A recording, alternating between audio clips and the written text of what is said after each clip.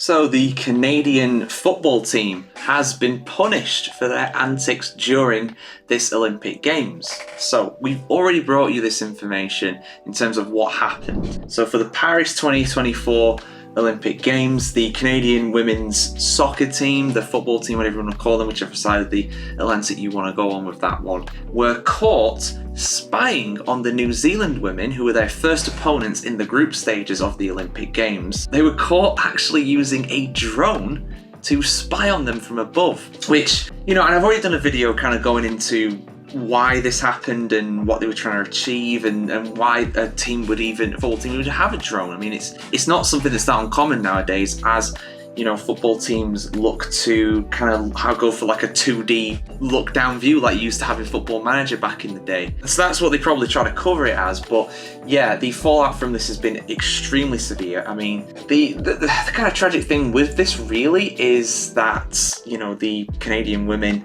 actually did beat the New Zealand women 2-1 in their opening game. So if they did do it to try and, you know, gain an edge tactically, try and spy on them, try and get some sort of inside information, it worked. It did work because they won. But they have been punished extremely severely for this, and I'm going to go into what has happened and why I think this, to be honest with you, is probably a fair punishment. So let's go into what happened here. So the biggest punishment is that the Canadian team have been docked 6 points in their Olympic group. So what that means is that they actually did pick up, of course, 3 points against New Zealand, but they have been punished with 6 points being deducted, which is a lot.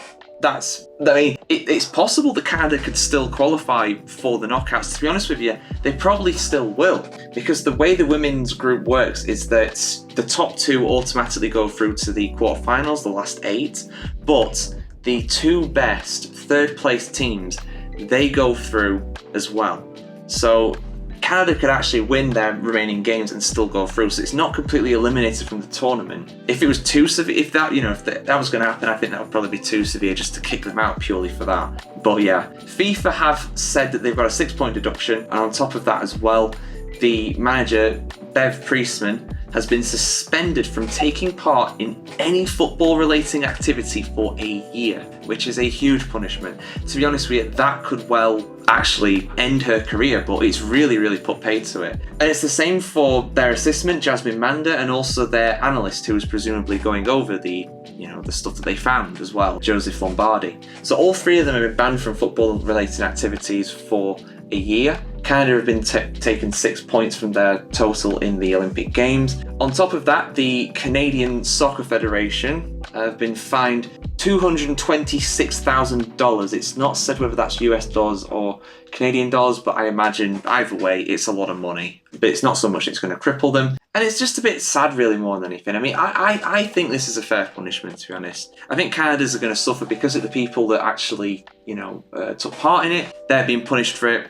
Canada still has a chance to qualify, although pretty unlikely. They have to win their last 2 games, I reckon, to get through. But yeah, guys, let us know what you think about this. I think it's fair, personally. They have to take a hardline stance on this, because otherwise people are just going to keep doing it. And if people are going to keep doing it, it's just going to lead the game down on a dangerous path, because it's like you're just getting inside information and you're literally committing espionage against another football team. But what do you guys think? Let us know in the comments below. And like I said a while ago as well, there's no such thing as a dull football match or a dull kind of football tournament.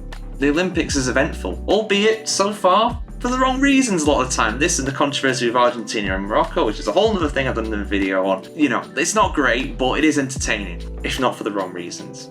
But like I said, we're covering the entire Olympic football tournament throughout this tournament, so do keep it subscribed here to thefootballchronicle.com to see much more content, hopefully a little less like this, hopefully a little less stuff like this, but more about football in general.